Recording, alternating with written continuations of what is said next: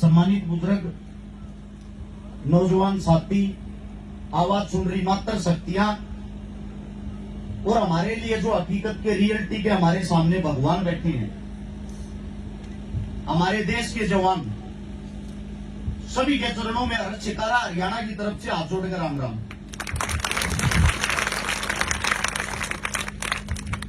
अब मेरे से पहले सर जी जो बातें बता रहे थे कि एक बात सुन के मेरा रोम रोम खड़ा हो रहा था। यहाँ पे बोलने में भी झिझक पैदा हो रही है। पहली बार ऐसा हुआ, लगभग पिछले 10 साल में 3700 से ज्यादा प्रोग्राम मैंने राजस्थान और हरियाणा के अंदर कर लिए।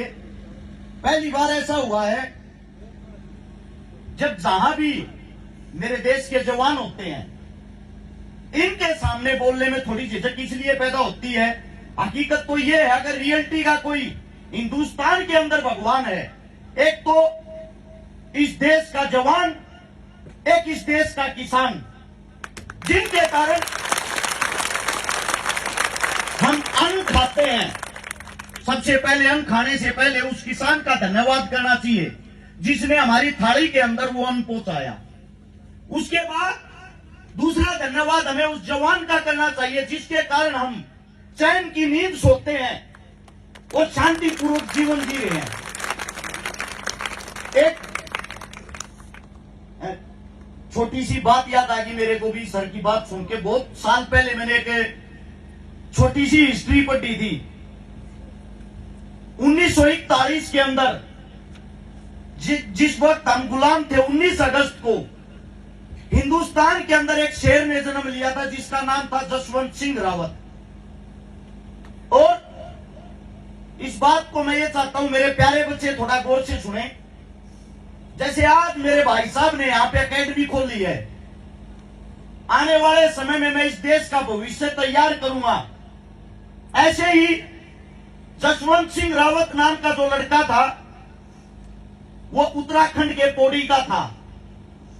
हमारे गांव में, देहात में, हरियाणा में, राजस्थान में जब हम पैदा होते हैं, अपने माँ बाप की उंगली पकड़ के चलना सीखते, हमारे को सबसे पहले सिखाया जाता है, बेटा दौड़ लगा, तेरे को फौजी बनना है। पहला शब्द हरियाणा और राजस्थान के अंदर यही सिखाया जाता, बेटा मेहनत कर, दौड़ लगा, तेरे को इस देश का जवान बनना है। वो जसवंत सिंह रावत जिसके अंदर ये जुनून था, एक गरीब कुटिया में, एक झोपड़ी में पैदा हुआ। मेहनत कर करके प्रथम बार जब वो देश की सेना में भर्ती होने के लिए गया, वो फेल हो गया। उसने दोबारा से फिर कोशिश की और वो भारतीय देश का फौजी बन गया। उसी वक्त 1962 के अंदर भारत चीन का युद्ध चल रहा था।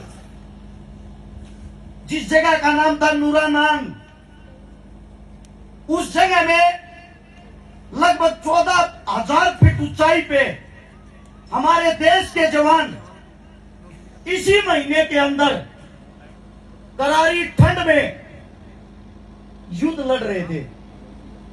और जब ऊपर से आदेश आते हैं कि ऊपर तक खाना नहीं पहुंच सकता, वहां पे जो हमारी सेना वो वापिस लौट आए। उसी के अंदर जो जसवंत सिंह रावत था, उसने साफ मना कर दिया, मैं हिंदुस्तान का एक जीता जागता शेर हूं। जब तक मेरी रगों में ये खून दौड़ेगा, मैं वापिस नहीं जाऊंगा, अकेला ही चीन से लड़ूंगा। आज इसी महीने के, आज से 11 दिन पहले, यानी कि 17 नवंबर को, वो शेर, वो हिंदुस्तानी शेर आखिरी के 72 घंटे, यानी कि भूखा प्यासा लगातार 3 दिन अकेला इंसान पूरे चीन से लड़ता रहा और चीन के 300 जवानों को अकेले इंसान ने मार गिराया। अब आप लोग बताइए, क्या आम आदमी कोई ऐसा काम कर सकता है? अगर हमारे लिए भगवान ये नहीं है तो और कौन है? लेकिन दुख इस बात का है, हमारे जो बच्चे हैं, युवा हैं, जो आजकल सोशल मीडिया का सहारा लेते हैं, फेसबुक चलाते हैं, इंस्टाग्राम चलाते हैं। आप लोगों को बता दूं, आप लोग सबसे ज्यादा किन चीजों को देखना पसंद करते हो? सलमान खान, सनी लियोन, उनसे क्या शिक्षा मिलती है हमारे को? हमारे देहात में अगर हमारे को कोई शिक्षा देता है, वो शिक्षा देने वाले आप लोगों के सामने बैठे हैं। माता पिता से बड़ा कोई भगवान नहीं। उसके बाद अगर किसी का नंबर आता है तो गुरु होता है, और गुरु वो होता है जिससे हमें शिक्षा मिलती है। गुरु एक नहीं, गुरु अनेक हो सकते हैं। आप जितना आगे बढ़ते जाओगे, जितना आपकी उम्र बढ़ती जाएगी, आपका तजुर्बा, आपके गुरु, आपकी शिक्षा उतनी ही बढ़ती जाएगी। मैं आप लोगों को ये बातें, ये कहानी इसलिए बता रहा हूं, जिस जसवंत सिंह रावत की बात आप लोगों के बीच रखी, आज उनको हम बाबा जसवंत सिंह रावत के नाम से जानते हैं।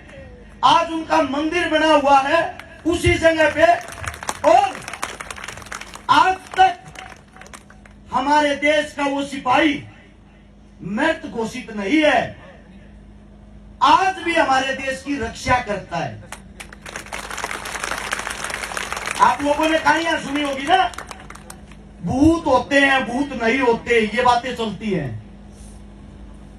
हमारे देश के ऐसे ऐसे जवान हुए हैं जिन्होंने 1962 के अंदर युद्ध लड़ते लड़ते जिनकी गर्दन को काट के चीनी सैनिक अपने साथ लेके गए थे। ये कैसा इंसान, अकेले ने हमारे 300 आदमियों को मार गिराया और सम्मान के साथ उस शेर के उस शव को वापिस लौटा के गए।